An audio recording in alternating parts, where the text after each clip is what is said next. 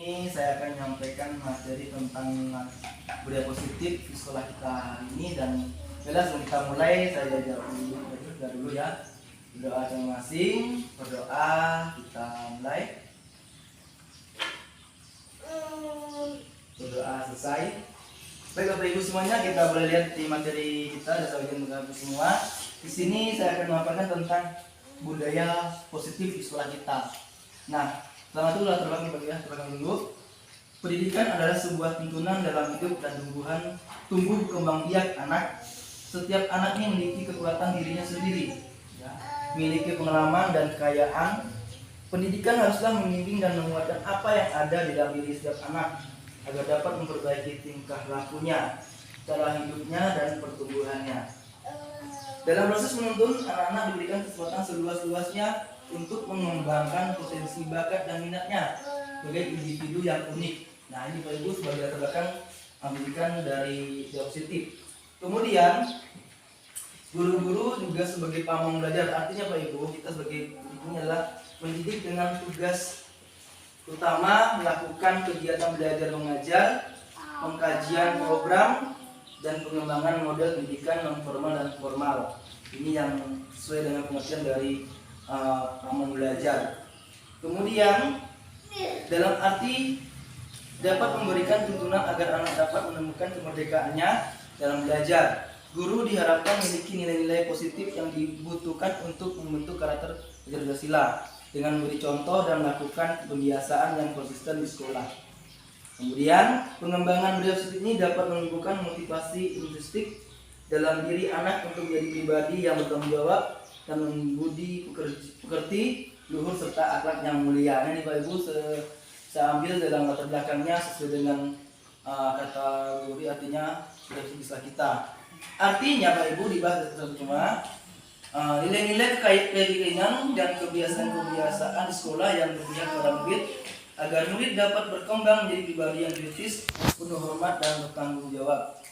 Nah, biasa kita Pak Ibu di sekolah kan udah paham lah tentang adanya budaya positif, mungkin kita lakukan lah, tapi kita kadang-kadang tidak sadar, ya, mungkin ada salam, beri hormat, menghargai, nah, senyum, itulah contoh-contoh yang sudah kita lakukan, tapi kadang-kadang kita nggak sadar. Nah, contoh Ibu kadang ada bersih-bersih, upacara bendera, upacara sekolah, UKS, dan ruang kelas dengan guru-guru. Ini yang contoh yang spesifik yang bisa kita lihat di kita Pak Ibu ya. Nah, kemudian tentang belajar Pancasila Pak Ibu, sini saya bisa ambil artinya yaitu belajar sepanjang hayat yang kompeten dan memiliki karakter sesuai nilai-nilai Pancasila. Belajar yang memiliki waktu ini adalah Ibu artinya bertakwa kepada Tuhan Yang Maha Esa dan akhlak mulia. Yang keduanya berpendidikan global. Kemudian Bapak Ibu yang ketiga C-nya bergotong royong, mandiri, berangan kritis, dan kreatif. Nah, ini sifat-sifat yang dimiliki oleh pelajar Pancasila Bapak Ibu. Dan ini juga menjadikan satu patokan kita juga sebagai di sekolah. Selain kita sebagai guru memberikan contoh bagi mereka. Kemudian Ibu yang keduanya itu rumus masalahnya. Nah, kenapa ada masalah ini? Karena di sini kita lihat pelajari bahwa pentingnya menerapkan disiplin atau Ibu dan bagaimana mengenal tentang kategori anak didik.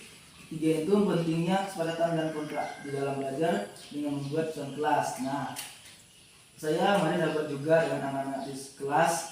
Ya, Bapak Ibu bisa lihatlah, mungkin saya sehari kadang ada nyanyi, ada tepuk semangat. Jadi contoh yang bisa lakukan di kelas.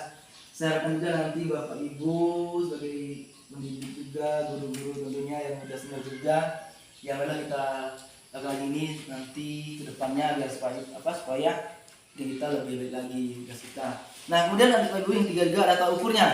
Jadi sini pertama itu kita biasakan melakukan budaya 5S. Nah, senyum, salam, sapa, sopan, santun. Nah, ini Bapak Ibu yang itu yang saya lakukan. Cuma kadang-kadang kita sebagai guru kebanyakan kita kadang dari rumah mungkin bawa emosi atau kebawaan suasana, kadang kita sekolah sama murid senyumnya kurang. Nah, Bapak Ibu semuanya dengan adanya budaya ini kita dengan murid saling memberikan senyum yang Luar biasa mereka segala nanti tarik budaya kita. Yang kedua Bapak Ibu budaya 5M. Nah ini karena kita masih pandemi, kita masih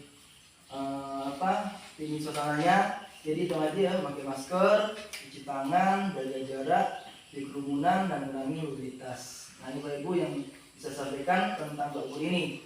Kemudian kedua Bapak Ibu, anak didik ini terlibat aktif, mandiri, kreatif dan bertanggung jawab dalam belajar. Ini harapan kita ya, adik ya, harapan kita ke depannya.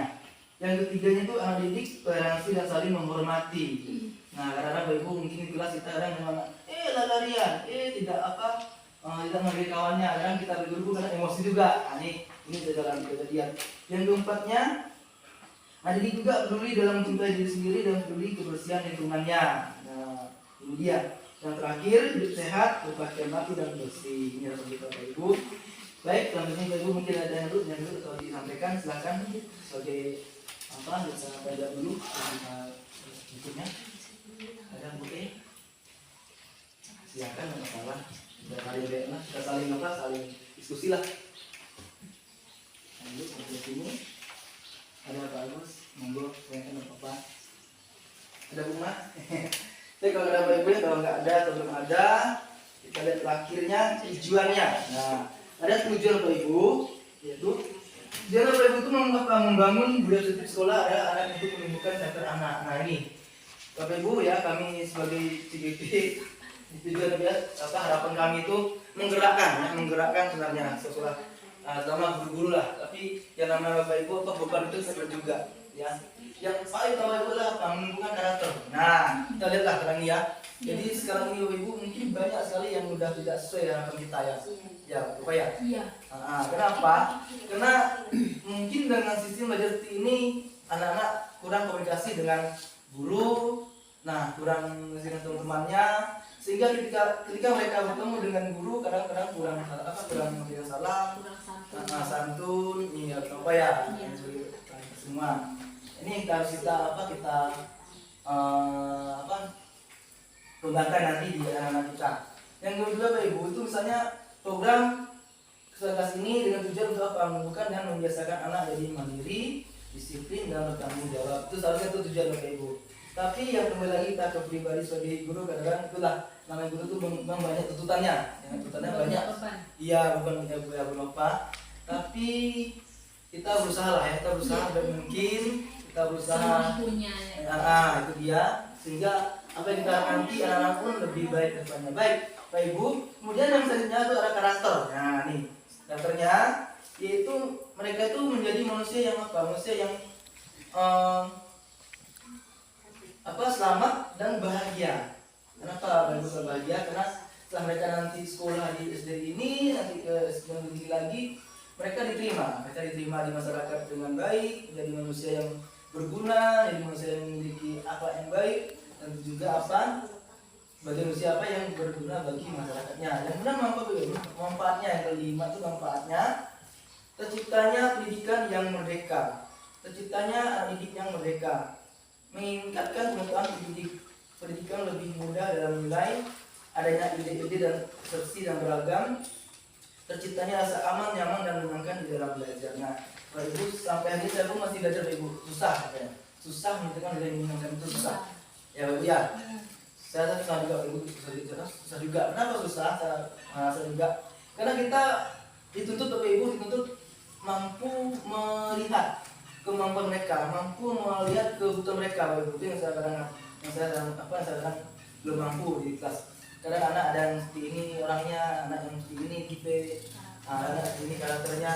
Jadi kita bisa merangkum dari berapa siswa, dari berapa karena anak itu kita bisa memilah. Oh anaknya suka ini, anaknya suka ini modelnya. Jadi kita itu Bapak Ibu tuntutannya. Dan terakhir Bapak Ibu, nah langkah-langkahnya ada itu 3 hal. Pertama itu positif kontrol guru, keduanya membuat catatan kelas, ketiganya menerapkan disiplin positif. Nah ini Bapak Ibu yang kita sarankan hari ini kita semua.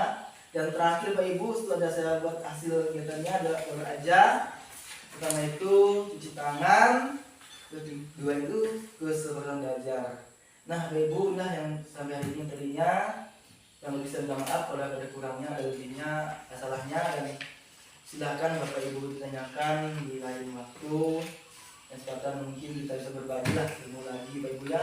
Kita bisa berbagi pengalaman tentunya, karena kita tadi itu menjadi kita menjadi anak yang lebih baik, menjadi anak yang bisa menghargai yang kita sendiri.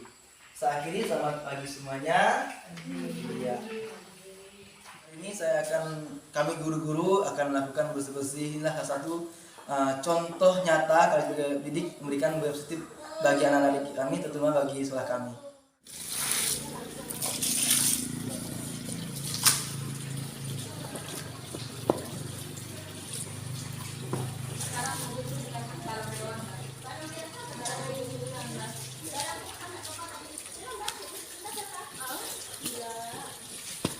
Itu yang pick up sih kayak bukaan Grand Max bang. Berbuka ya?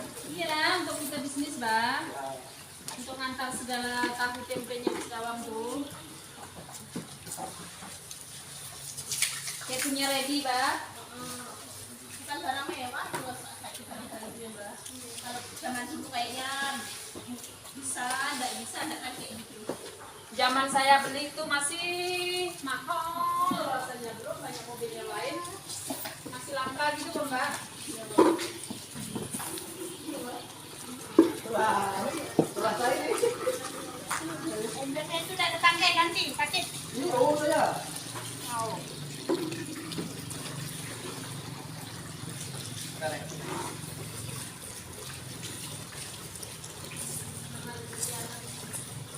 Macam saya mbak, sertifikasi kawan saya kan ada yang belum. Saya pre-tes langsung alhamdulillah.